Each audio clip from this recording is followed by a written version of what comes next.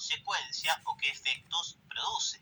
O sea, estoy evaluando las modificaciones, por eso dinámico. Vamos a encontrar dos pruebas dinámicas. Una es la prueba de la TRH y otra es la prueba del perclorato.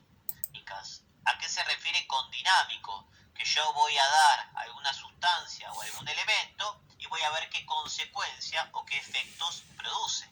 O sea, estoy evaluando las modificaciones, por eso dinámico. Vamos a encontrar dos pruebas dinámicas. Una es la prueba de la TRH y otra es la prueba del perclorato.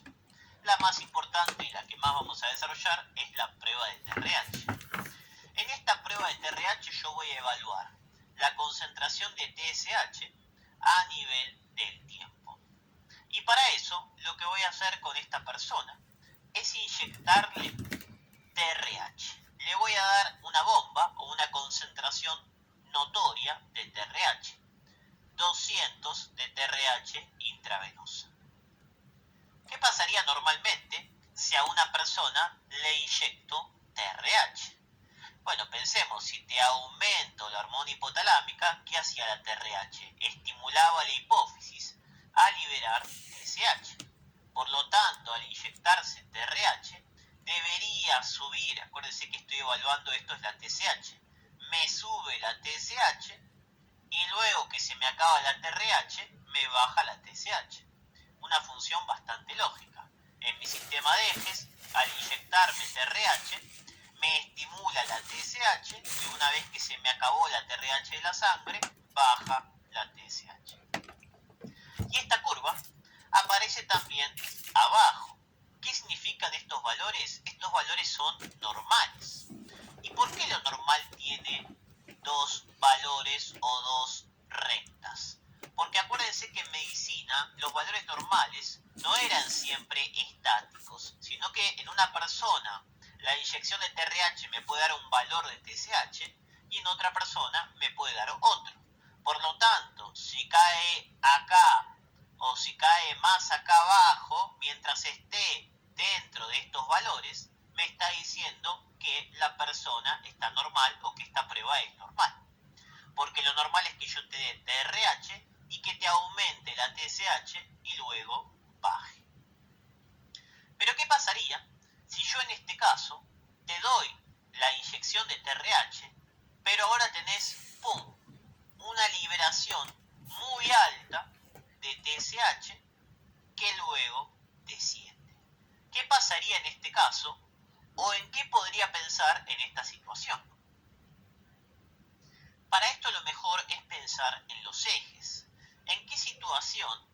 Obviamente estamos evaluando cómo funciona el sistema de hormonas tiroides y el eje de las hormonas tiroides. ¿En qué situación al darte TRH vos vas a liberar muchísima TSH? Esto va a pasar en una hipofunción primaria, o sea, en una falla a nivel de la glándula. ¿Y por qué esto? ¿Cómo podríamos explicar este valor de esta prueba? Bueno, recordamos que si yo tenía un problema primario, el problema estaba en la glándula. Por lo tanto, no va a haber T3 ni T4.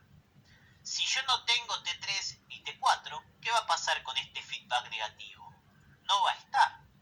Por lo tanto, la hormona tiroidea que no tengo deja de regular negativamente a la TSH y a la TRH. ¿Qué consecuencia me va a dar que yo ya no tenga más feedback negativo de la TRH y la TSH? Que ahora nadie me controle a los receptores de TSH y a su liberación. Por lo tanto, si yo ahora te doy TRH, estimulo a la TSH y la liberación de TSH va a ser muy alta o masiva. ¿Por qué? Porque nadie lo está controlando. Como no hay feedback negativo de las hormonas tiroides, nadie regula en menos la TSH y la TSH va a aumentar. ¿Por qué? Porque quiere aumentar la función de la glándula. Entonces, ya de por sí,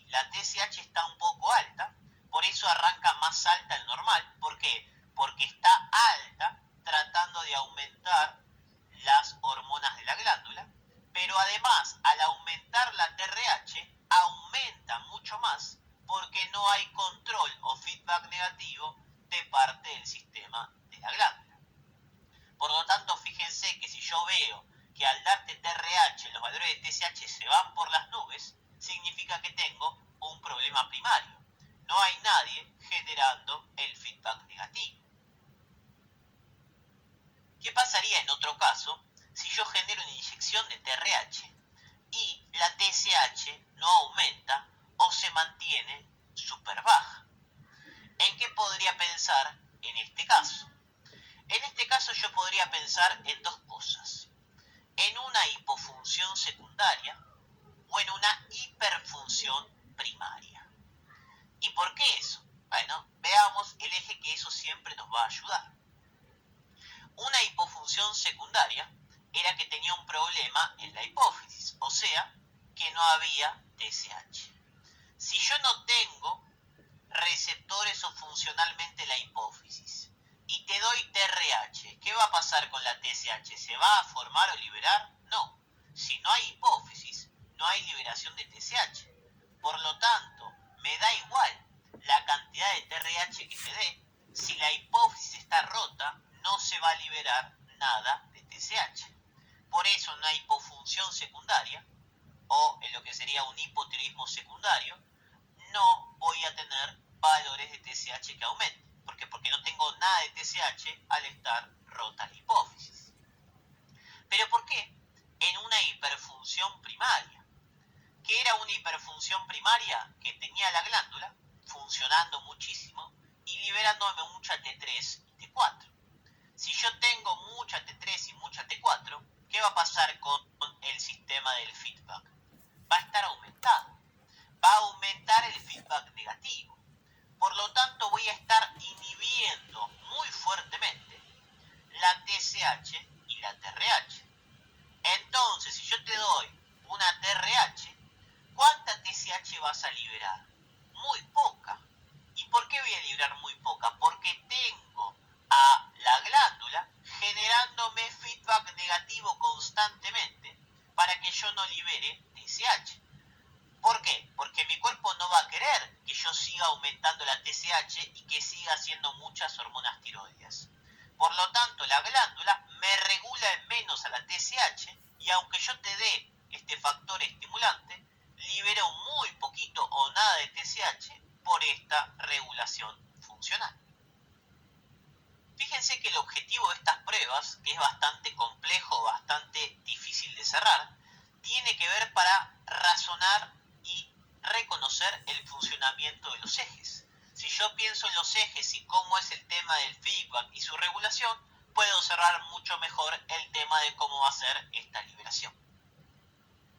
Y por último tenemos la prueba de perclorato, que es una prueba súper específica y que la verdad no he visto que se haya evaluado, pero por las dudas la nombramos.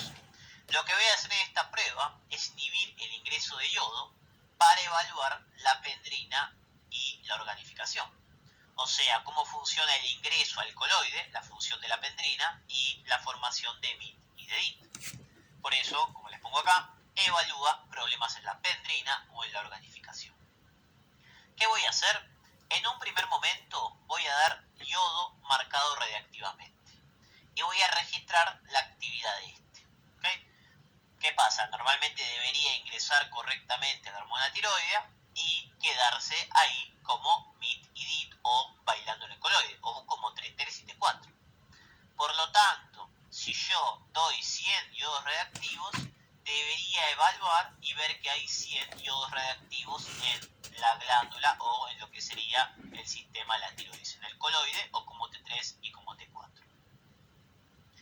Después de que yo hago esto, voy a administrar perclorato. ¿Qué hace el perclorato? Es un elemento que, ahí les puse bloquea, entre comillas, es un competidor por el NIS. No es que lo bloquea, sino que se une y no permite el uso. Entonces, no puedo utilizar más el NIS, por eso agregué bloquea. Entonces, al agregar perclorato, no puede ingresar más yodo a la célula tiroidea. Y lo que voy a hacer es, a las 2 horas, volver a evaluar ese yodo reactivo que evalué al principio. Normalmente, ¿cuánto yodo debería haber? Y si yo metí 100, debería seguir habiendo 100 en ese momento. Si Si hay menos de 100, significa que hay alguna falla o en la pendrina o en la organificación, porque ese yodo se me está acumulando y al acumularse se me expulsa de la glándula.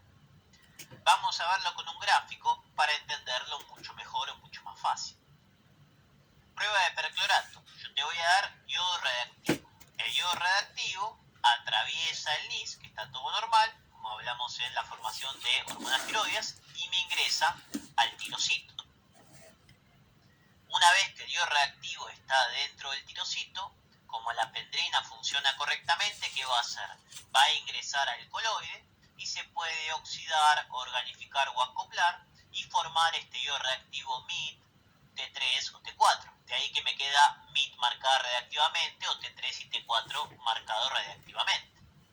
Lo que hago ahora es registrar cómo está esa marcación radiactiva. Voy a ver por una imagen o por una pantalla que tengo tanta cantidad de elemento radiactivo en lo que sería el coloide de la hormona tiroidea, que depende de lo que ingresó por el NIS y lo que ingresó al coloide. Pongámosle que tengo 100 yodos radiactivos que se distribuyeron en MIT, TIT o T3 y T4, que están dentro del sistema de la glándula.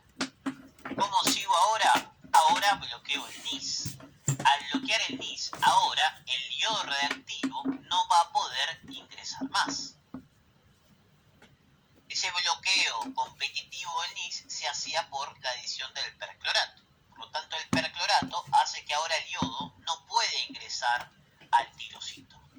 A las 2 horas voy a medir cómo se encuentra esa radiación. Si la pendrina o la organificación funcionan bien, yo voy a seguir teniendo la misma cantidad de yodo radiactivo o marcado.